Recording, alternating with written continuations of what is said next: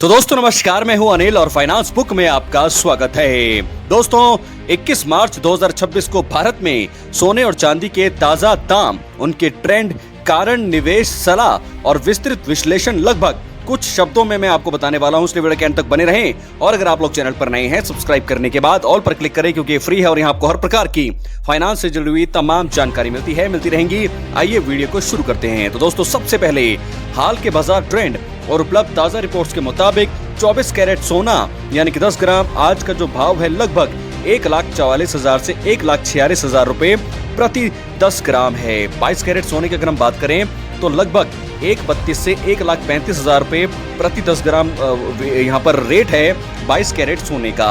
18 carat सोने की अगर हम लोग बात करें तो लगभग 1,08,000 से 1,10,000 है दाम 18 कैरेट सोने का। तो फिलहाल मैंने आपको बताया अभी सोने का जो ताजा रेट है 24 कैरेट सोने का, तो मैंने दोस्तों आपको बताया कि लगभग 1,44,000 से 1,46,000 जो दाम है वो है 24 कैरेट सोने का 10 ग्राम। और वहीं पिछले दिनों की तुलना में सोने की कीमत में गिरावट देखी गई है और हाल ही में ये 1.62 लाख प्रति 10 ग्राम से नीचे आकर लगभग 1,45,000 के आसपास पहुंच चुका है। तो दोस्तों ऐसे में देखना होगा आने वाले दिनों में कैसा रहता है सोने का भाव। बात कर लेते हैं चांदी की, तो चांदी 1 किलो की अगर हम बात करें लगभग 2,25,000 रुपए दोस्तों यहाँ पर चांदी का भाव है। 2,25,000 से 2,30,000 किलो का भाव है। और 10 ग्राम की बात करें तो आपको 2,250 से 2,300 रुपए में 10 ग्राम मिल जाएगी चांदी। और चांदी में हाल ही में भारी गिरावट आई है और कुछ रिपोर्ट्स के मुताबिक कहा जा रहा है कि एक दिन में 4,000 रुपए तक की गिरावट दर्ज की गई है।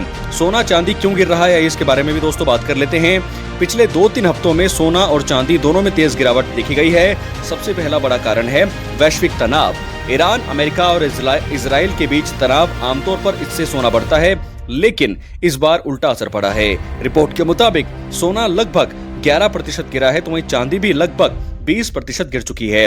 डॉलर मजबूत होना, जब अमेरिकी डॉलर मजबूत होता है तब सोना महंगा हो जाता है। ब्याज दरें, अमेरिका का फेडरल रिजर्व नीतियां, ऊंची ब्याज दर और सोने में निवेश कम, जिसके चलते जो रेट हैं वो कम हो रहे हैं। निवेशकों की बिकवाली, जब कीमतें बहुत ऊपर जाती हैं निवेशक मुनाफा निकालते हैं, कीमत गिरती है। मांग और सप्लाई, शादी सीजन और त्योहारों में मांग बढ़ जाती है, लेकिन अभी बाजार में अस्थिरता का अनुमान लगाया जा रहा है। दोस्तों शहरों के बीच दाम में थोड़ा अंतर टैक्स और डिमांड के कारण होता भी है। पिछले दिनों का प्राइस अगर ट्रेंड करें तो मार्च 2026 की सिचुएशन में शुरुआती मार्च में 24 कैरेट सोना 1,60,000 के आसपास था, लेकिन अब 1,45,000 पर पहुंच गया है, यानी करीब 15,000 रुपए तक की गिरावट। चांदी की बात करें तो शुरुआत में 2,80,000 था, अब 2,25,000 पर अटक गया है, यानी कि 50,000 रुपए की गिरावट अब जो है हमने देखी है। फिलहाल जिन लोगों को यहाँ पर निवेश करना है, लॉन्ग टर्म निवेश करना है, सोना हमेशा ही सुरक्षित निवेश माना जाता है। गिरावट मतलब होगी तो खरीदने का मौका होगा।